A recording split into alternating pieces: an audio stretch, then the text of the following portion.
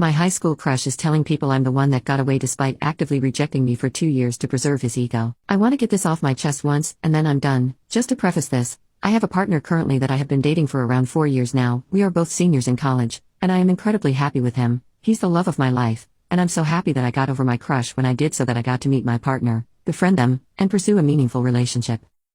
My issue is that when I was interested in him, he entertained it heavily. We would be on the phone for hours every single day. At first, he was my best friend. We were inseparable. We did everything together, and I started falling for him after we almost kissed in my car. I tried to force it down. I tried to just stay friends with him, but I felt guilty for hiding my feelings, and I told him. When I told him, he said that I was like a sister to him, which I was totally fine with after my initial sadness. I still kind of liked him, but I was so happy that I got to keep my best friend. After a while, I started branching out and trying to find new people. I would talk to him about these people and he would encourage it over text, so I thought everything was totally normal. Then, I met a guy at a party with our friend group, and was really hitting it off with him. The entire night, he avoided me, and I found out later from our friends that he was super jealous and angry that I was talking to that guy.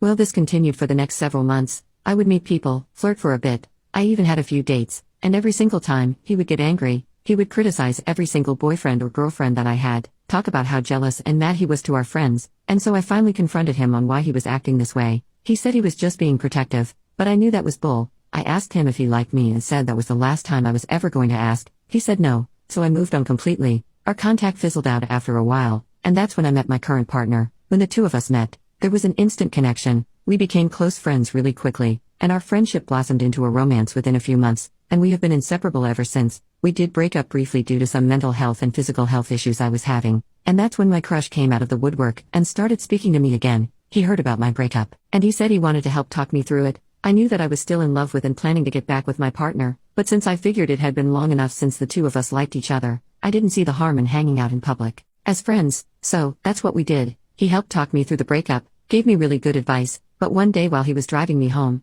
he stopped the car. He looked at me and said, "I'm sorry, I can't pretend like this isn't killing me." I asked him what he meant, and he said that he didn't know. He then reached over and cupped my face in his hands, sighed, and then kept driving. I was really confused. I got back home, and saw that he blocked me. Fast forward a few months, my partner and I got back together. We went to some couples counseling, talked it through, and decided that we were both ready to give it another shot. We went to a party with the same friend group for the first time back together as an official couple. Nobody in the group had heard from my crush in almost 2 months at this point, so I didn't expect that he would be there, and lo and behold, there he was. I came upstairs first. He lit up when he saw me and picked me up and spun me around and started talking to me enthusiastically. I was confused, but didn't have time to react before I saw his face fall as soon as my boyfriend walked up the stairs. He looked at me, then at him, and then stormed out of the house. That was the last time I spoke to him.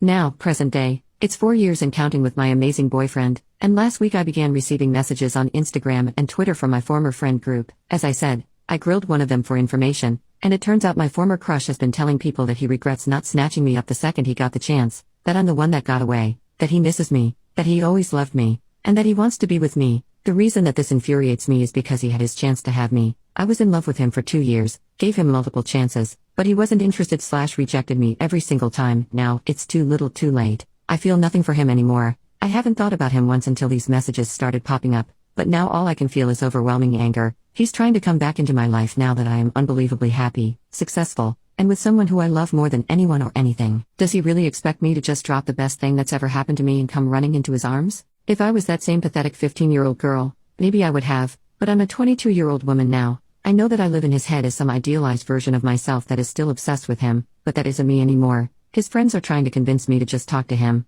but I absolutely will not be doing that. My partner has supported me in all of this, and he even said that if I want to go talk to him for some closure, I should, but I don't need closure. He indirectly admitted that he always loved me, but that he was too much of a wuss to be with me back then. I am happy with my situation, and there isn't a single part of me that's wondering what could have been anymore. Instead of talking to me directly, he knows where I live. He knows how to reach me. He could talk to me if he wanted to. He sent his little boyfriends out to convince me to talk to him. He's still just as immature, and I'm not. If you're reading this, the answer is no, and that answer will never change. I wish you the best in life, but I want you to stay out of mine. That's all I've got. Thanks for reading.